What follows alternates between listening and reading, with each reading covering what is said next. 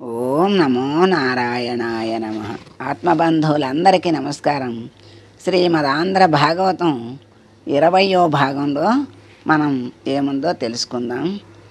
నిన్న ధృతరాష్ట్రుడు గాంధారి వెళ్ళిపోయారు. ధర్మరాజు వచ్చాడు, చూశాడు, నమస్కారం చేసుకోవడానికి. వాళ్ళు కనపడలేదని మరి బాధపడుతూ నేనేం పొరపాటు చేశాను, నా తల్లిదండ్రులు వెళ్ళిపోయారు అని అంతటి వాడు దుఃఖించాడు. ఇప్పుడు దాని తర్వాతది భాగం తెలుసుకుందాం. ఉత్తర దిక్కుకు వెళ్ళిపోయిన ధృతరాష్ట్రుని గురించి ధర్మరాజు ఏడుస్తుంటే విదురుడు వచ్చాడు. ధృతరాష్ట్రుడు ఎక్కడికి వెళ్ళాడో నీకేమన్నా తెలుసా అని విదురుని అడిగాడు. తప్పో ఒప్పో విదురుడు మంచివాడని ధృతరాష్ట్రునికి తెలుసు.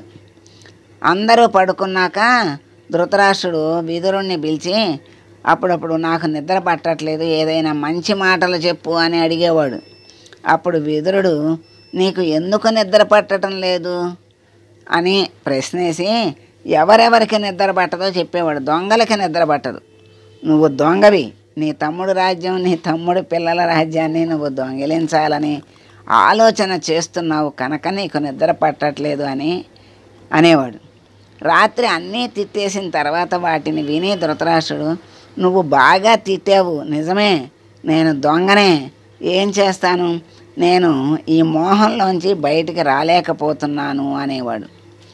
కనీసం ఒక మంచి వ్యక్తి దగ్గర సత్సంగం చేసి తన తప్పును ఒప్పుకొని బుర్రకు పట్టినా పట్టకపోయినా రాత్రిపూట మంచి మాటలు వినేవాడు. అలా వింటూ మరి ఈ పుణ్యానికి గాను విశ్వరూప సందర్శనంలో కృష్ణ పరమాత్మ ధృతరాష్ట్రుడికి కళ్ళనిచ్చి దర్శనం చేయించాడు. ఇది సత్సంగం వల్ల. ఒక సత్పురుషుడి సహవాసం ఎంత గొప్పదో చూడండి. జీవితంలో ధృతరాష్ట్రుడు చేసిన మంచి పని అదే, విదురుడితో సత్సంగం చేయటం, అవసరమైనప్పుడు మంచి మాటలు చెప్పమని అడగటం, మనశ్శాంతి లేదనటం, నిద్ర పట్టట్లేదనటం, చెప్పమంటాం. అటువంటి సహవాసం సత్సంగం చేసేవాడు. అప్పుడు మంచి మాటలు ఆయన చెప్పేవాడు. అటువంటి ధృతరాష్ట్రుడు గాంధారి ఉత్తర దిక్కుకు వెళ్ళిపోతే విదురుడు ఎటు వెళ్ళిపోయాడో నాకు కూడా తెలియదు అని కన్నుల నీరు పెట్టుకున్నాడు. ఆ సమయానికి నారదుడు వచ్చాడు. నారదుడు ఎప్పుడు వచ్చినా జగత్ కళ్యాణమే కదా, కళ్యాణం కోసమే ఆయన ఏది చేసిన. ఎందుకు ఏడుస్తున్నావు అని ధర్మరాజుని అడిగాడు. పాపం మా పెదనాన్నగారికి కళ్ళు లేవు, ఉత్తర దిక్కుకు తపస్సు కని వెళ్ళిపోయారు, ఆయన ఏమి తింటారు, ఎవరు పెడతారు అన్నాడు ధర్మరాజు. అప్పుడు నారదుడు ఈ పిచ్చి ప్రశ్న మానేయి, ఎవరు పెడతారని అంటావేంటి, 2 కళ్ళు ఉన్నదానిని 4 కాళ్ళు ఉన్నదా తినేస్తోంది, 2 కళ్ళు ఉన్నదాన్ని 4 కాళ్ళు ఉన్న తినేస్తోంది, 4 కాళ్ళు ఉన్నదానిని 2 కాళ్ళు ఉన్నవాడు బాణం వేసి కొట్టి చంపి తినేస్తున్నాడు.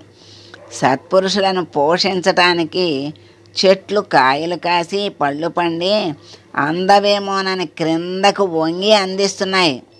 కాయ కోసేశాక కొమ్మ పైకి వెళ్ళిపోతోంది. తనను నమ్ముకున్న వాడిని ఎలా పోషించాలో ఈశ్వరుడికి తెలుసు. మరి మధ్యలో నీకు బెంగెందుకు, అతను వెళ్ళవలసిన స్థితికి వెళ్ళాడు. మీ పెదనాన్న నడిచి ఉత్తర దిక్కున ఋషులు ఉండే ఆశ్రమాన్ని చేరుకున్నాడు అని చెప్పాడు. ధృతరాష్ట్రుడు విదురుడు అన్నటువంటి మాటలకు చాలా వైరాగ్యాన్ని పొందాడు. ఇవాటి నుండి మీ పెదనాన్న ఇంద్రియాలన్నిటినీ వశనం చేసుకుని అంతర్ముఖుడు అయిపోయి ప్రాణాయామం చేసి మనస్సును ఈశ్వరుడి దగ్గర పెట్టేసి శరీరాన్ని శోషింపజేసి యోగాగ్నిని ప్రజ్వరిల్లజేసి 3 అగ్నిహోత్రాలు ఏకకాలమందు వెలిగితే అటువంటి యోగాగ్ని యందు తన శరీరాన్ని బూడిద చేసేస్తాడు, బ్రహ్మమునందు చేరిపోతాడు. యోగాగ్ని వెలిగిపోతుంటే గాంధారి గమనించి తన భర్త వెళ్ళిపోతున్నాడని ఆ యోగాగ్నిలోకి తాను కూడా ప్రవేశించి శరీరం వదిలిపెట్టి ఇద్దరు బ్రహ్మమును చేరిపోతారు, నువ్వు సంతోషించు అని చెప్పాడు. అర్జునుడు వెళ్ళి ఇప్పటికి 7 నెలలు అయింది. కృష్ణ భగవానుడిని చూసి వస్తానని చెప్పి బయలుదేరాడు. కానీ ఇప్పటికీ రాలేదు. ఎందుచేత రాలేదు? ద్వారకా నగరంలో ఏం జరిగింది అని ఆశ్చర్యపోతూ విదురుడిని, మీరు తీర్థయాత్రలు చేశారు కదా, అనేక క్షేత్రాలకు వెళ్ళొచ్చారు కదా, ద్వారకా నగరం ఎలా ఉంది? కృష్ణ భగవానుడు క్షేమమేనా అని అడిగాడు. కృష్ణుడు నిర్యాణం పొందేశాడని విదురుడికి తెలుసు. కానీ కృష్ణ భగవానుడు నిర్యాణం చెందారన్న అప్రీతికరమైన వార్త విదురుడు చెప్పలేదు. ఎందుచేత అంటే వాక్కుకి ఒక నియమం ఉంది. సత్యం బ్రూయాత్ ప్రియం బ్రూయాత్ నబ్రూయాత్ సత్యం అప్రియం. సత్యమైన అప్రియమైన మాట చెప్పకూడదు. కృష్ణుడు వెళ్ళిపోయాడన్న మాట తనంత తాను తెలుస్తుంది. తెలిసే లోపలే చెప్పేస్తే ధర్మరాజాదులు తట్టుకోలేరని విదురుడు చెప్పలేదు. కానీ ధర్మరాజు, నాకు కొన్ని దుర్నిమిత్తాలు కనపడుతున్నాయి. ఈ దుర్నిమిత్తాలు చూస్తే అవతార పురుషుడై ధర్మాన్ని 4 పాదాల నడిపించి ఈ లోకమంతటినీ తన భుజాల మీద పెట్టుకుని రాక్షస సంహారం చేయించిన మహానుభావుడైన కృష్ణుడు శరీరం విడిచిపెట్టి అవతారాన్ని చాలించాడని నాకు అనిపిస్తోంది. అదే జరిగితే మేము కూడా వెళ్ళిపోయే రోజు దగ్గరికి వచ్చేసినట్లే నాకు అనుమానంగా ఉంది అని బాధపడ్డాడు. ఇంతలో అర్జునుడు వచ్చాడు. ధర్మరాజు ముందుగా కుశలం అడిగాడు. అప్పుడు అర్జునుడు, అన్నయ్య, మన నెచ్చెలి, మన దైవము, మన బంధువు, మన సమస్తము అయిన కృష్ణుడు శరీరాన్ని విడిచిపెట్టేశాడు. ఎంత ఆశ్చర్యమో తెలుసా?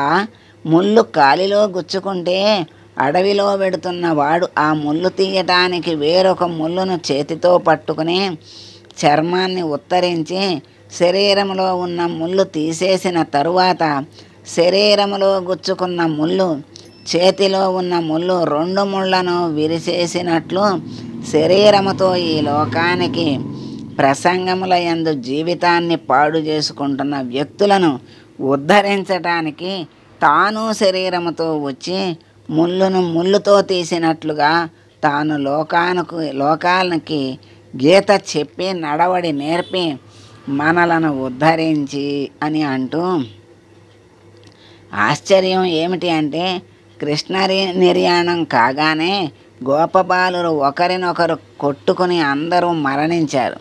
కృష్ణుని భార్యలను రక్షిద్దామని నేను గోపాలురతో యుద్ధం చేయవలసి వచ్చింది. గోపబాలురకు పశువులను తోలటం తప్ప యుద్ధం తెలియదు. అటువంటి వాళ్ళు కేవలం కడవలో నీళ్లు పట్టుకుని వెళ్ళే ఒక అబలను ఓడించినంత తేలికగా గాంధీవం ఉన్న నన్ను ఓడించేశారు. నన్ను ఓడించి కృష్ణపతులను నా వద్ద నుండి అపహరించి పట్టుకుపోయారు. అయితే నాకు ఒకటి అర్థం కాలేదు. ఈ గాంధీవనమే కదా నేను అప్పుడు పట్టుకున్నది, ఈ రథమునే కదా నేను అప్పుడు ఎక్కాను. ఎత్ర యోగేశ్వర కృష్ణో ఎత్ర పార్థో ధనుర్ధర తత్ర శ్రీర్విజయోభూతి ధ్రువా నేతిర్మతిర్మమ. ఏనాడు నీ జీవన రథంలోంచి కృష్ణుణ్ణి తీసివేశావో ఆనాటి నుంచి నీకు ఓటమి ప్రారంభం. ఎంతకాలం కృష్ణుడు నడిపిస్తున్నాడని నువ్వు నమ్ముతున్నావో అంతకాలం నీకు విజయ పరంపరే. అన్నయ్య, ఇవాళ కృష్ణుడు లేడు. ఆనాడు ద్రౌపదీదేవి స్వయంవరంలో నేను బాణమును గురిపెట్టి కదులుతున్న చేపను కొట్టాను. ఖాండవ వనాన్ని దహించటానికి ఆగ్నేయాస్త్రాన్ని ప్రయోగించాను. 18 అక్షోహిణుల సైన్యాన్ని చీల్చి చెండాడాను. అన్నీ చేయగలిగిన ఈ చేతులు ఇవాళ గోపబాలులతో యుద్ధం చేయలేకపోయాయి. ఎప్పుడు కృష్ణుడు వెళ్ళిపోయాడో ఆనాడే మన జీవాలు వెళ్ళిపోయాయి. ఈవేళ మనం జీవచ్ఛవాలమై ఉన్నాము అన్నాడు. ఈ మాటలను విని ధర్మరాజు, ఇంకా మనం ఉండవలసిన అవసరం లేదు. కృష్ణుడు ఎప్పుడైతే వెళ్ళిపోయాడో అప్పుడే కలిపురుషుడు వచ్చేస్తున్నాడు. తరువాతి యుగానికి అవకాశం చూపించాడు.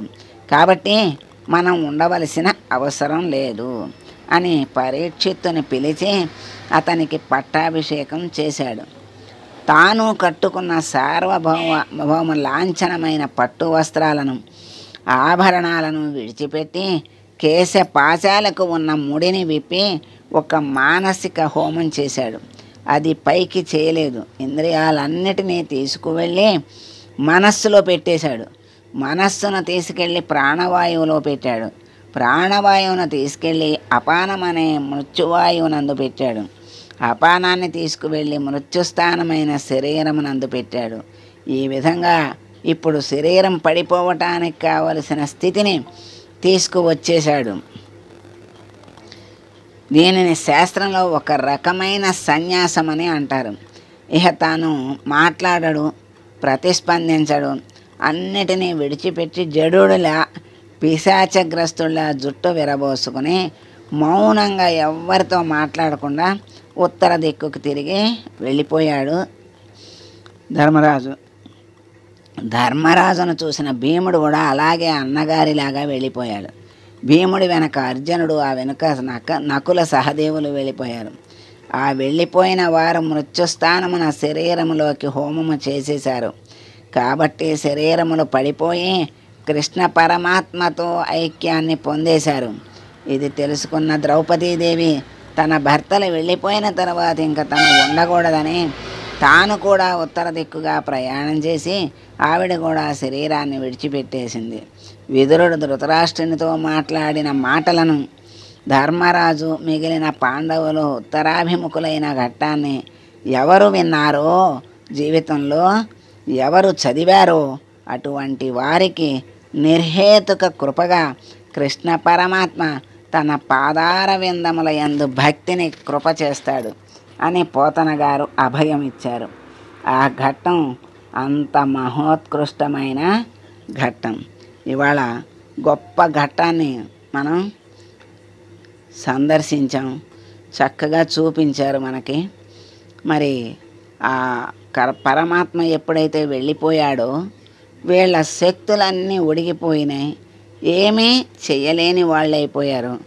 మనము కూడా ఉండటం అనవసరం అనుకున్నారు. వాళ్ళు కూడా ఒకళ్ళ తర్వాత ఒకళ్ళు వెళ్ళిపోయారు.